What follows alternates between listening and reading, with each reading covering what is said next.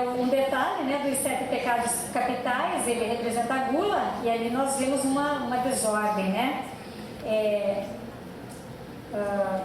Depois, os objetos, né, que é interessante a gente pensar como que os objetos vão substituindo o corpo, né? Você vai deixando de usar os dedos e começa a usar os garfos, né? A colher ela é muito antiga, a faca mais ainda, mas o garfo é muito recente, né? Também essa ideia, né, que você bebe do mesmo copo, né, durante muito tempo, você toma da mesma tigela de sopa, então por isso você deve cuidar da sua boca. Enfim, o próprio lenço, né, a faca, o lenço, esse quadro do Tiepolo, ele é assim, né, e aqui o detalhe, né, já é um quadro mais tardio, mas é uma representação interessante do uso do garfo. E agora nós ficamos aqui, depois isso aqui vai ter um sentido daqui a pouco, mas já vocês podem observar essa imagem. Bom, mais um golinho d'água. Acho que não tem ninguém dormindo muito, né? Posso continuar? Posso continuar mais um pouquinho? Bom,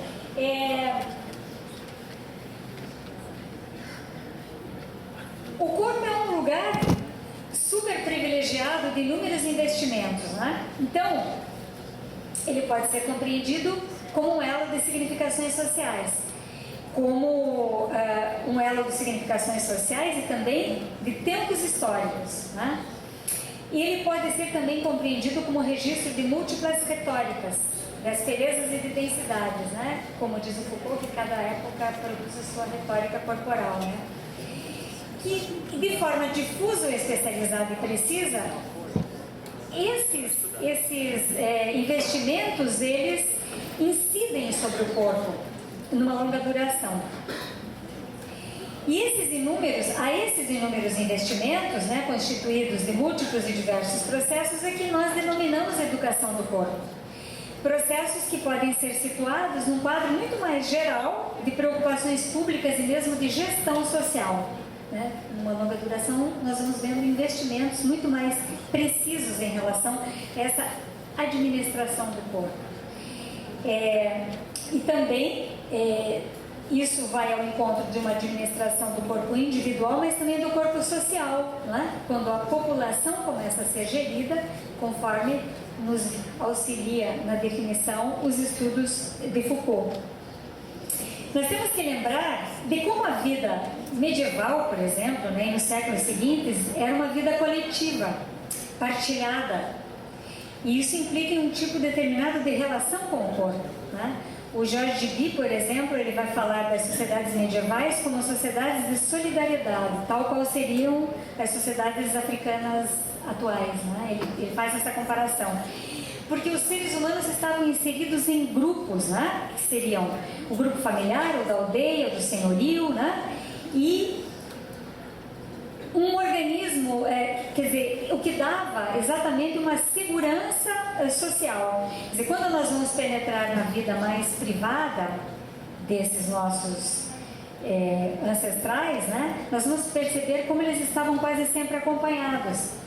Não havia tanta separação dos corpos, né? Dormiam em leitos com muitas pessoas no mesmo leito, paredes de verdade quase não separavam o interior das casas, eram cortinados, enfim, algo que em certa medida permanece em muitos grupos desfavorecidos de diferentes países, né? Então, a ideia dessa proximidade, né, e das distâncias que se estabelecem em relação ao corpo, elas também estão relacionadas, se nós quisermos utilizar a categoria de classe social, né? Pensemos então em processos educativos voltados ao corpo. Um primeiro grande processo educativo voltado ao corpo pode ser encontrado no conteúdo escrito desses textos dos clérigos medievais.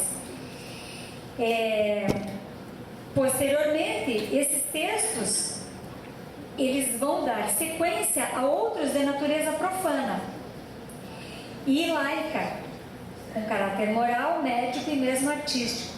Então, os textos profanos da Idade Média, por exemplo, eles vão ancorar-se nessa tradição religiosa. Eles vão copiar essas prescrições em relação ao corpo, prescrições que eram destinadas aos monges e aos noviços, né? Aquela cera mole que devia ser moldada. E expandem-se para a sociedade leiga. Século X, século XI, século XII, vários escritos. Esses escritos dessas comunidades, né, encerradas, né? Esses textos, eles vão destinar-se, quando eles se expandem para a sociedade leiga, a uma vida urbana, em plena ascensão no século XII. Seria aquilo que o Dibye e o próprio Legoff também chamam de renascimento das cidades, né, que teria ocorrido nesse período. Em que as regras, e aí é muito interessante a ideia de como que o corpo entra em cena, né? As regras da vida em sociedade, elas tornam-se mais complexas e mais refinadas. E surgem os primeiros tratados em que se codifica o que supostamente era necessário a um bom e harmonioso convívio público. Portanto, um comportamento corporal.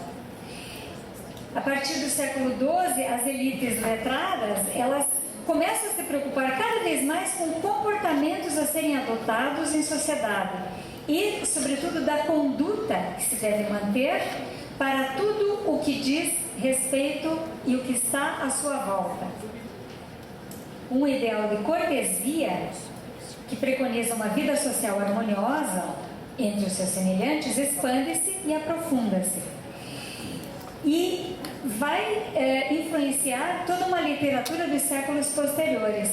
É essa literatura didática, moral e cortesã que prepara todas as obras de civilidade do Renascimento, em que o Erasmo de Roterdão, com a sua civilidade pueril, e o cortesão do Castiglione são icônicas, né, e representativas dessa literatura. E os comportamentos à mesa, que hoje aparentemente para nós pode ser banal, né, eles ocupam um lugar de bastante destaque na constituição desse ideal de cortesia, nesse processo de apagamento de um corpo para o surgimento de outro. Porque esses eram momentos de encontro, eram momentos de convívio, onde se iniciam inúmeras regras que tocam diretamente o corpo. Então, por exemplo, vocês têm diante de vocês uma imagem que é de alguém lavando as mãos antes das refeições, seguindo as recomendações, né? Lave tuas mãos antes das refeições, antes de tomar a sopa e depois das refeições, né? Mas são imagens que aparecem desde o século XI, o século XII, que depois permanecem. Essa é uma outra imagem dessa atitude, né? Pouco a pouco, certos gestos e comportamentos à mesa começam a ser evidenciados. Esse de lavar as mãos antes e depois das refeições e de não tocar em nada que não seja comida após lavar as mãos. Prescrições que são encontradas em inúmeros textos religiosos do período. Também se evidencia como rústico, rude, incivilizado, o gesto de partilhar pedaços de sua comida com seu vizinho de mesa. No início desta conversa, eu evidenciei alguns desses textos, né? O que é interessante pensar é que nesse período condena-se quem não respeita essas pequenas ações, que são consideradas nessa civilidade medieval, como expressão de cortesia e de civilidade. Não há ainda nesse período uma relação dessas pequenas ações e de pequenos gestos com a saúde e a doença. Antes de pensar em saúde e doença, ou mesmo em prevenção, nesse período pensava-se na cortesia, ou mesmo numa atitude polida que compunha essa educação e que implicava em um comportamento público, que era acordado com o seu próximo. Um segundo grande processo educativo, não menos importante, concerne ao universo dos objetos e das imagens, evidentemente, sobretudo das artes plásticas, né? Em que se constituem em verdadeiras lições voltadas à educação dos corpos, sejam poses e gestos inseridos nas telas, que vão seguir indicações bem detalhadas dos tratados de pinturas e de gestos que são requeridos em textos religiosos. Eu já vou mostrar uma série dessas imagens, mas eu queria falar ainda do terceiro grande processo educativo, que agrega os anteriores e que vai se consolidar no século das luzes, no século XVIII, e que diz respeito a preceitos higiênicos, esses que nós também conhecemos e achamos que sempre existiram muitas vezes, né? Que é natural para a gente. Sobretudo na compreensão de que a limpeza contribui para o vigor do corpo e para a prevenção da saúde, e não apenas a limpeza como expressão de polidez e de cortesia. Quer dizer, os argumentos e as prescrições da higiene, que nós conhecemos tão bem, que parecem tão naturais aos nossos olhos, desenham os seus esboços no século XVIII. E parece ser desse período que nós somos herdeiros diretos, né? Com o advento dessa higiene, que é muito mais insidiosa e muito mais abrangente, esses pequenos gestos de cortesia, essas boas maneiras, rapidamente ganham novos lugares, nomes, e servem a partir de então para manter e aumentar o vigor do corpo, a saúde do corpo. Contudo, é sempre interessante pensar que houve várias higienes em diferentes sociedades e civilizações, não é? E seria muita pretensão considerarmos que apenas o Ocidente se ocupou desses processos educativos que tiveram no corpo e nas várias representações da limpeza corporal, na contenção dos gestos e das emoções um lugar de destaque. Várias sociedades e culturas acordam gestos comuns, acordam práticas higiênicas comuns.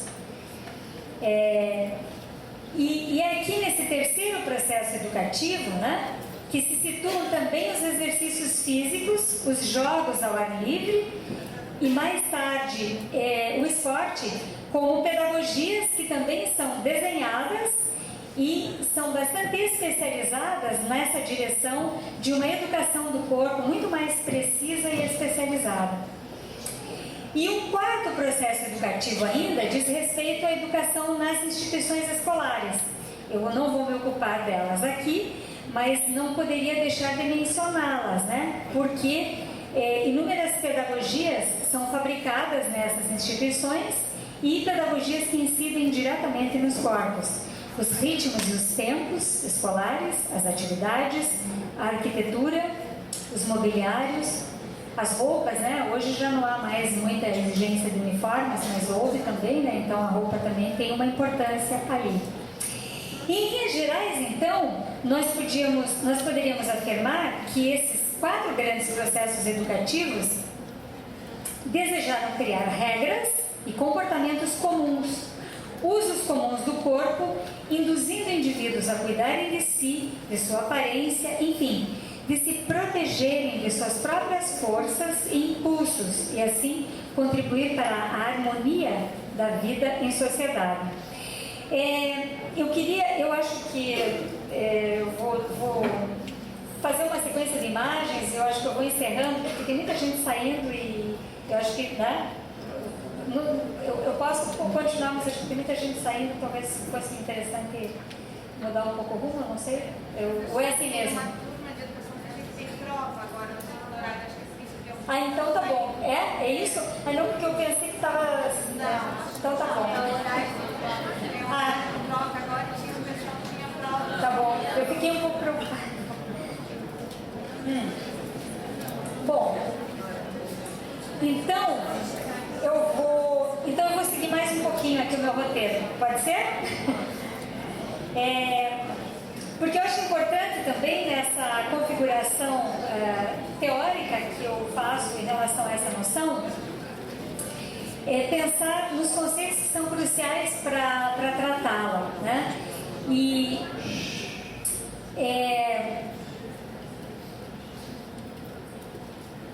o meu raciocínio acerca dessa noção de educação do corpo se vale de 2 conceitos cruciais que são civilidade e cortesia.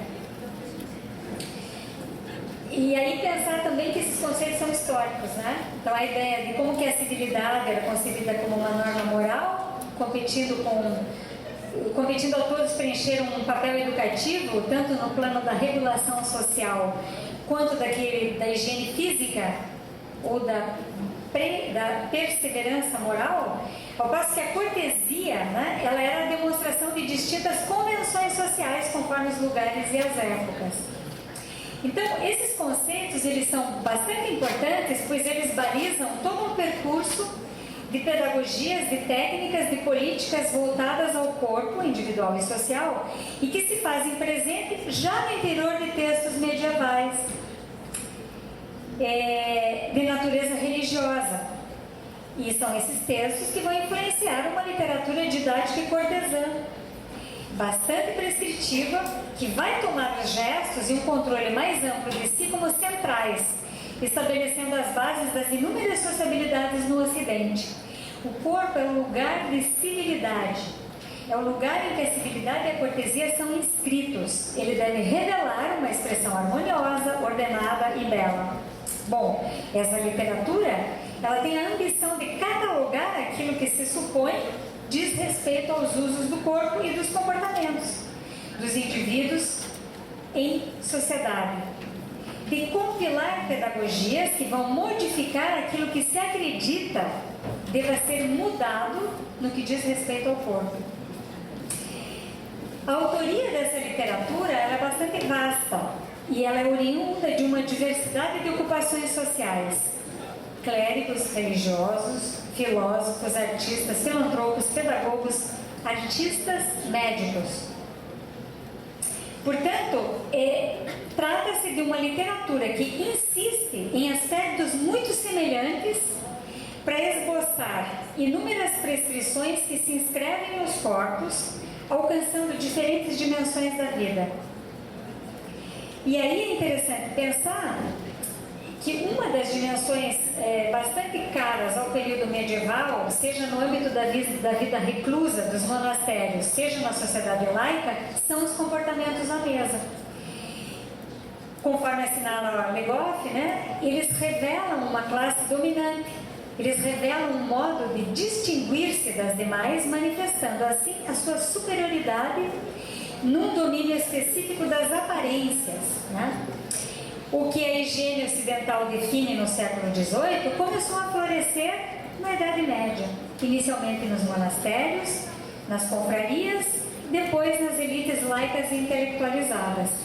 E é interessante pensar como que essa literatura ela diz respeito aos ritmos do corpo, no espaço, a um domínio de gestos, a modulação da voz e a um ataque a toda a rudeza, um combate a tudo que seria rude e uma exaltação a tudo que seria delicado. Nessa administração de si, é claro que a modulação da voz, um controle mais amplo também do que se fala, ou seja, o conteúdo da palavra, né, também ocupam o centro dessas prescrições. Aqui, por exemplo, são duas imagens que podem revelar, né, um pouco dessa ideia de gestos combatidos e de gestos que são exaltados, né? A ideia, por exemplo, da adequação da vestimenta, da limpeza da roupa, que era observada com rigor e considerada fundamental, porque essa limpeza revelava uma retidão de caráter. Ora, quem possuía roupas limpas, senão a nobreza? Não é? Ou uma certa classe de comerciantes que começa a surgir, ou mesmo os clérigos. Os rústicos e rudes camponeses, eles mal cobriam a superfície dos seus corpos. E também é preciso lembrar, né, que boa parte dessa ideia de limpeza era dada por uma roupa branca e que a classe dominante laica usava como fachada de limpeza. Então, trocavam-se os punhos e os rendados, né, as golas, para ostentar uma aparência de limpeza. E também a gente poderia pensar na roupa como um arcabouço externo, né? Como um invólucro, que é bastante importante também na educação do corpo, pois ela sustenta um corpo imóvel. Aqui, por exemplo, nós podemos olhar essa ideia de uma ordem, né? Do ambiente, também uma ordem dos gestos, a própria necessidade de codificação de um conjunto de gestos também no interior dos monastérios, que depois são copiados, em que nós podemos ver uma comunicação que não é feita pela palavra, né? Bom, o Frangélico tem vários estudos desses gestos, eu recortei apenas um, né? E aqui, por exemplo, essa série que eu quero mostrar para vocês, ela é interessante porque nós vamos verificar esse gesto de colocar as mãos uma sobre a outra à frente do corpo, ele era válido tanto para os homens quanto para as mulheres. Mas para as mulheres tem gestos muito mais ainda de contenção. Por exemplo, elas deveriam sorrir sem mostrar os dentes, não apoiar jamais a cabeça com as mãos, dar apenas pequenos passos, caminhar delicadamente, jamais chorar alto e nem dar gargalhadas e jamais fazer gestos exuberantes. Nós vamos encontrar isso em tratados de pintura, mas também em manuais religiosos, né? Então, por exemplo, essa série, ela mostra com pintores diferentes no século XV e XVI, um conjunto de prescrições que atentam, dirigem a ideia da contenção.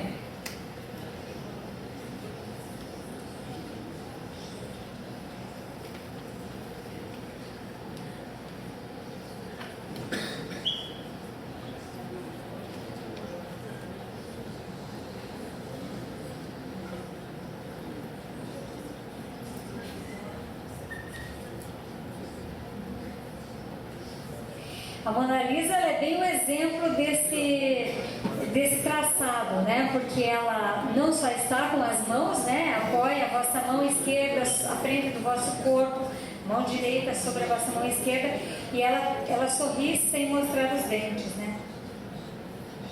O detalhe. E aqui eu queria pensar um pouco, e aí eu encerro, né? A ideia de como a roupa, ela também é parte dessa constituição, né, dos nossos gestos, e como que ela sustenta um corpo imóvel, né? Claro, aqui esse quadro do Frangélico, ele é interessante porque nós vamos até o Menino Jesus enfaixadinho. Eu recortei um detalhe, mas nós vamos vendo, né, como que os espartilhos, como que as perucas, como que um conjunto de adereços, né, eles vão constituindo uma ideia de sustentação de um corpo imóvel. Eles são um tipo de ortopedia, né? A vestimenta pode ser considerada como uma ortopedia, mas é uma forma de educação, né? É uma forma de educar um corpo imóvel, um corpo em que o movimento ainda não é compreendido como algo importante na constituição do corpo. Então, as roupas é que sustentam. As saias, as anquinhas, né? Os espartilhos, essa é uma imagem bastante icônica de um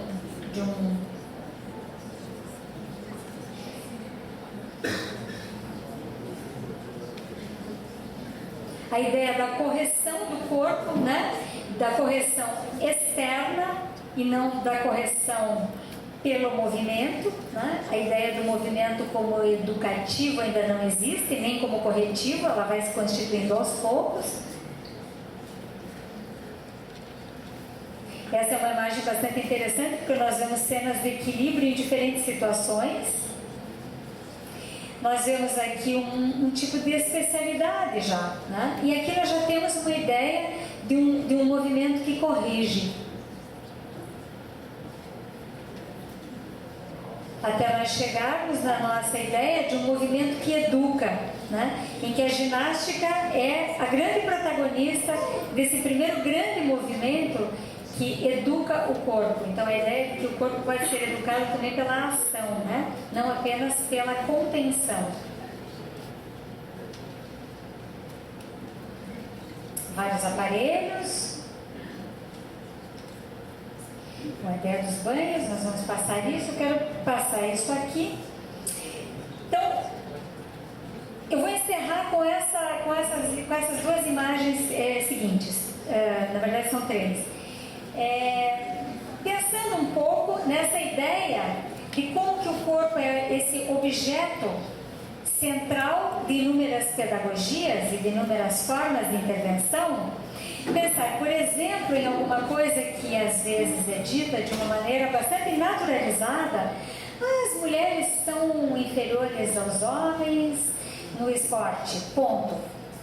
Né? Bom, claro que existem inúmeros estudos que mostram inúmeras possibilidades, mas isso é dado quase como uma tese acabada. Mas, olhando simplesmente essa imagem, talvez pudesse borrar um pouco essa certeza, né?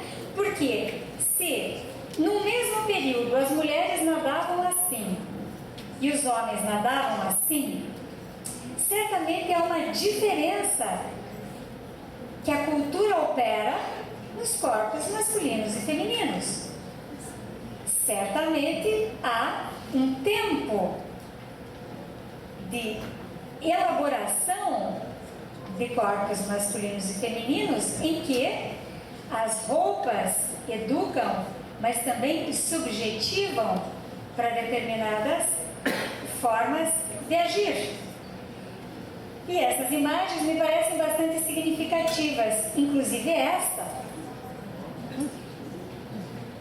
em que as mulheres eram levadas vestidas, se trocavam vestindo-se para entrar no mar, depois voltavam para a casinha, porque era imoral vê-las com as roupas coladas ao corpo, em que mesmo roupas muito grosseiras mostravam uma certa transparência dos seus corpos, que podia ser perigoso. E depois se vestiam novamente para sair, né?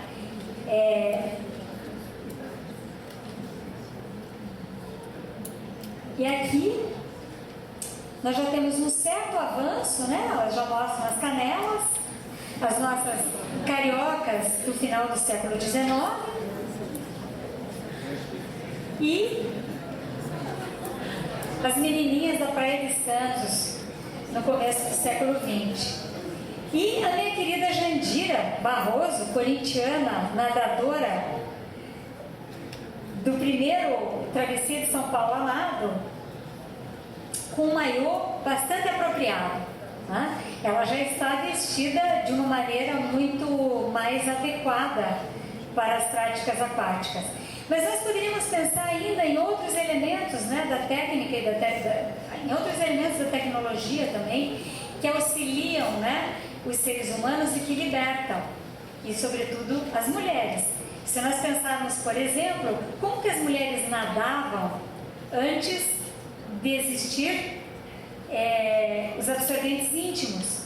Ora, elas não nadavam, então elas não podiam treinar. Então tem toda uma relação entre a técnica, a tecnologia e o corpo. Portanto, a técnica, a tecnologia, os aparelhos, as roupas, todo esse conjunto, né, de elementos, de instrumentos, eles nos educam profundamente.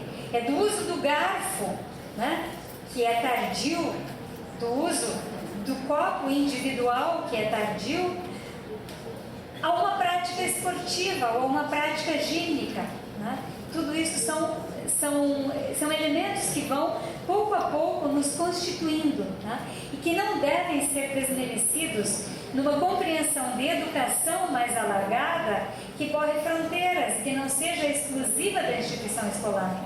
Quer dizer, nós podemos contribuir para uma educação escolar muito mais alargada e interessante se nós efetivamente rompermos as fronteiras e pensarmos a educação como um processo cultural que insere indivíduos e grupos em processos culturais mais amplos.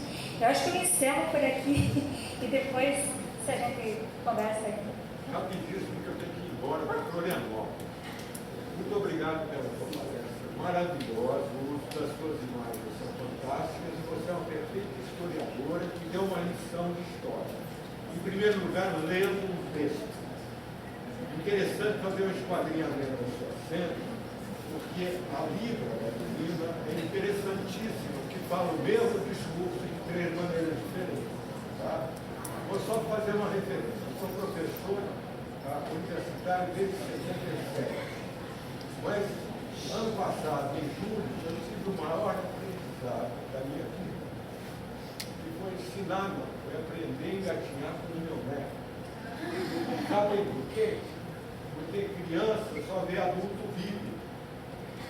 E aí eu tentei, enrolei e virei cambalhotas com ele. Ele nunca tinha engatinhado. E saiu engatinhando. Vamos lá, e eu fui. Obrigado. Obrigada, professor. Obrigada.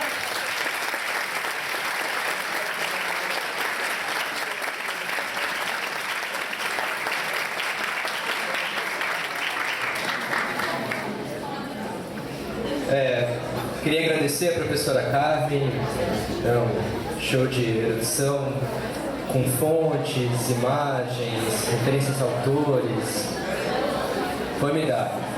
Pessoal, a gente vai abrir só um pouquinho. Sim. Quem quiser sair, a gente vai abrir para umas 3 ou 4 perguntas, né? Até porque a professora Carmen está cansada também, chegou de Campinas, não descansou, não dormiu. E para a gente pensar um pouquinho sobre essa questão da educação do corpo, então assim, quem quiser fazer uma pergunta, uma sugestão, uma colocação, levanta a mão e a gente pode conversar mais um pouquinho.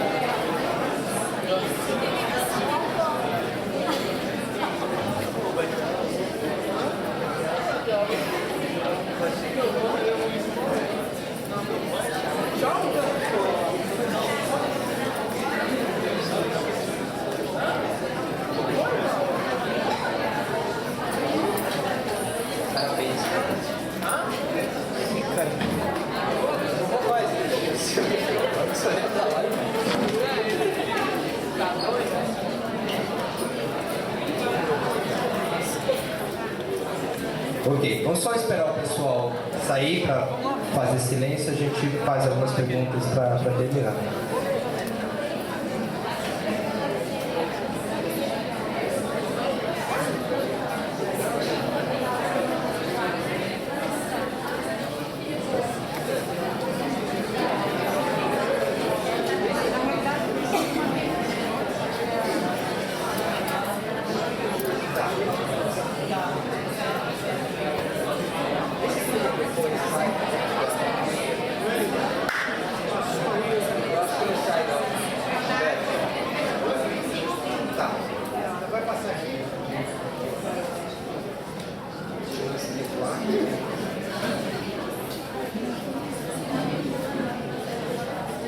Bom, podemos começar. Tem uma primeira fala ali.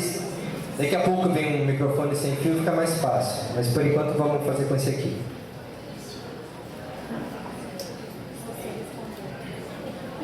Assim, não vai ser direto uma pergunta, mas é um comentário, mas pedir a opinião, o olhar da professora. Até o professor Léo fez o TCC, a tese de mestrado dele sobre skate. E é interessante analisar isso porque a gente sabe que o governo, a sociedade implica muito numa forma de agir com o corpo e da vestimenta.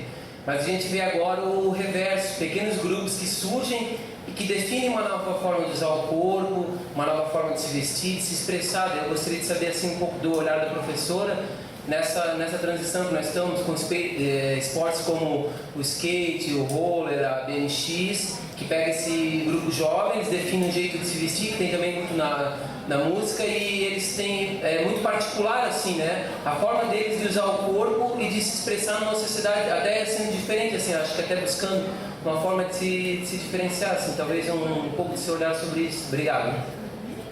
Eu sou de Blumenau, formado pela Educação Física, fiz TB de 1 ano e meio, me formei agora em dezembro e vim assistir a palestra. Obrigado.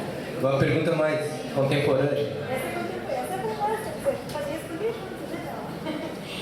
Não, eu acho, obrigado pela sua observação. Eu acho que essa é uma discussão super importante. Eu tenho uma posição muito clara sobre isso. Eu já publiquei trabalho sobre isso. Aliás, publiquei um trabalho junto com o Léo. Tive a honra de publicar um artigo com o Léo. Eu tenho uma resistência muito grande a esportivizar todas as práticas corporais humanas.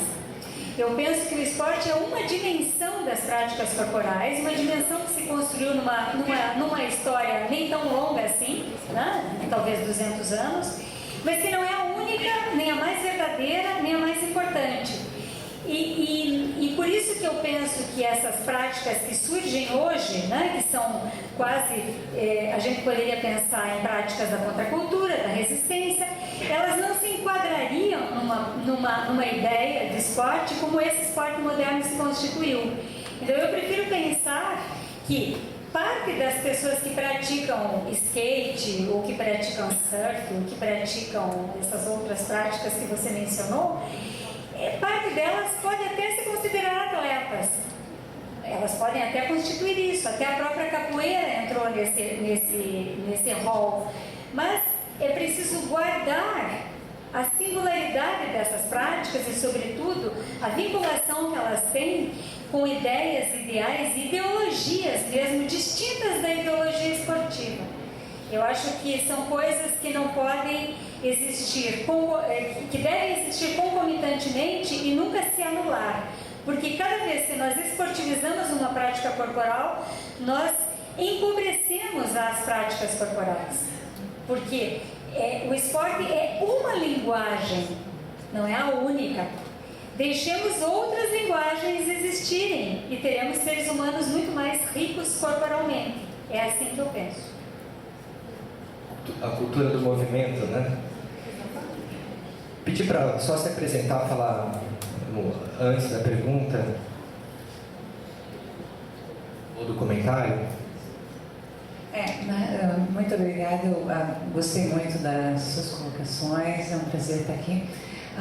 Eu sou fisioterapeuta, estou fazendo mestrado em educação, trabalhei já bastante com alunos e tudo, e gosto muito de fotografia. Minha primeira formação é em artes, e dentro dos trabalhos que eu fiz com fotografia, quando você começou a mostrar os quadros e tudo, uma das coisas que eu sempre preservei e eu achei interessante é que quando todas as fotos que foram feitas por mim, ou até pedidas, solicitadas, elas foram feitas dentro de uma naturalidade do dia a dia da pessoa. Então, às vezes, haviam pais que gostavam que eu fotografasse crianças e eu passava uma tarde com elas na casa delas. E elas iam brincar, iam fazer as coisas. Na realidade, eram coisas espontâneas, não eram coisas posadas, onde a gente conseguia um conteúdo espontâneo muito maior do que aquele simplesmente da pose, né? Onde de repente a gente vai passar uma coisa que realmente talvez o olhar não tão profundo ele não consegue visualizar, né? É uma coisa mais simples.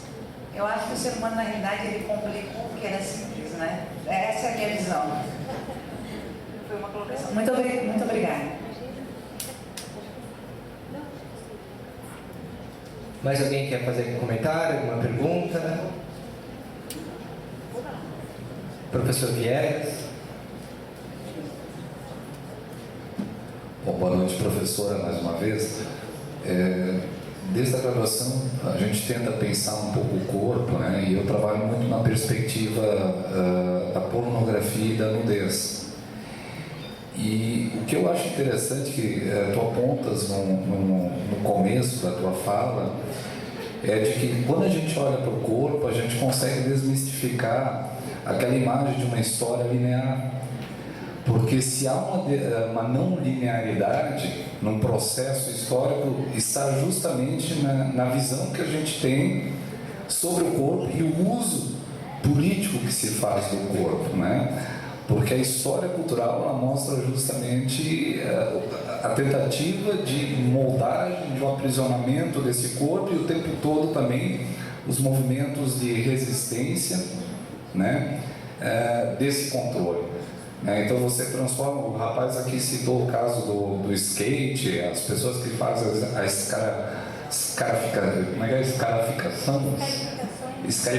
escarificações, né, etc. e tal, que é algo até tribal, né, que é uma linguagem tribal e que de repente não retorna da mesma forma, mas se manifesta novamente aí como uma...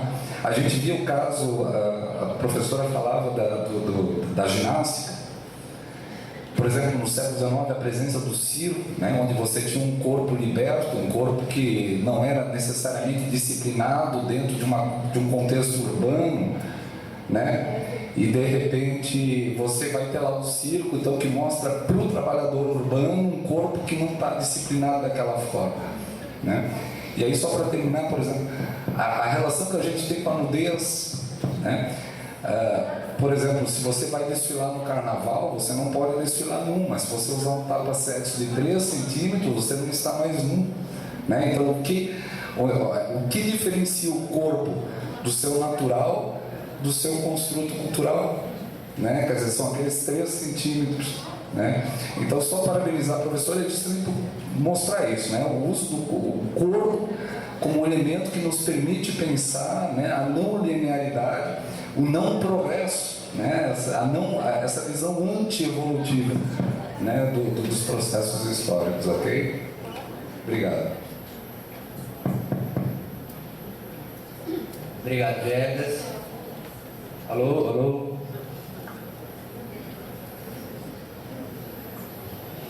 Eu queria comentar uma coisinha Pode ficar aí, então, né? Queria comentar algo. Muito obrigada pela sua reflexão. Eu gosto muito de pensar que a nudez ela é geográfica também, não só histórica, né? Então, ela é geográfica, tanto geográfica mesmo, pensando em geografia de países, de cidades, mas ela também é geográfica em relação ao corpo, né? Quer dizer, cada época histórica escolhe que parte do corpo é mais ou menos mostrada, né? O decote nas costas, o decote na frente, o encurtamento das saias, o comprimento novamente, ou mesmo a nudez, né? Então é muito legal a sua observação.